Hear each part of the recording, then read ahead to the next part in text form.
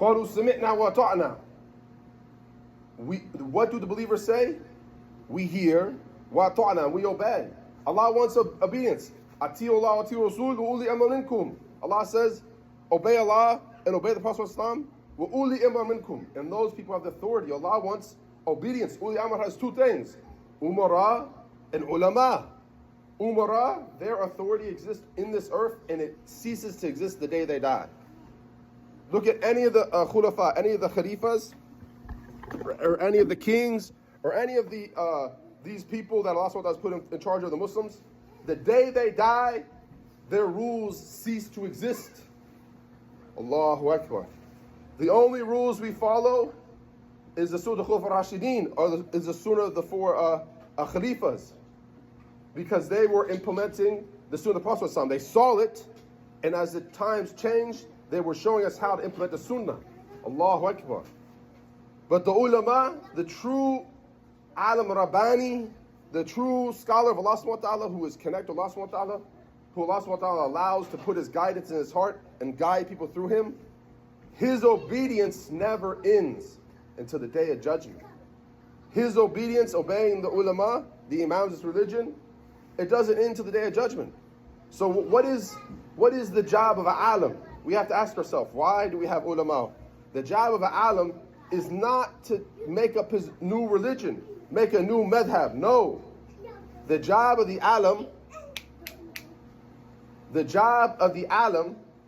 is to translate for us, the awam, the normal people, the rulings and the teachings of the imams of this religion. All the questions have been asked and all the questions have been answered. We don't need new answers. There's only a few things that we need to get answers from. Artificial insemination, maybe. How do you pray on the moon? But you know what? Besides those 24 people who claim to have stepped on the moon in the 60s and 70s, no one's ever done it. So what's the importance of this question? If none of us in our lifetime are going to step on the moon, what's the importance of the question? Allahu Akbar, Allahu Akbar, Allahu Akbar. So the job of an alim, of an imam, is only to dive deep into the treasure of Islam, which is the sayings of the imams of this religion, and bring those treasures back to the general people. What does Imam Nawawi say? What does Ibn Hajar say? What does Ibn Taymiyyah say? What does Ibn Kathir say? Huh?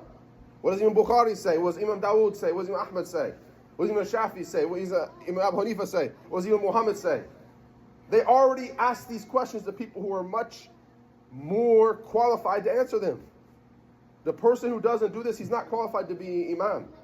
The person who can't put his own ego down and go into the books that are already written and get those answers, he's not qualified to tell you what Islam is.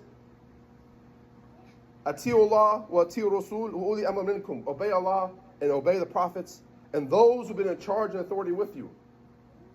Uli amr, the highest for those are the ulama, because the Prophet ﷺ, he didn't say an umara waratha anbiya. He didn't say the kings are the inheritors of the prophets. He said ulama waratha anbiya, that the scholars are the inheritors of the prophets. The prophets don't leave kingdom.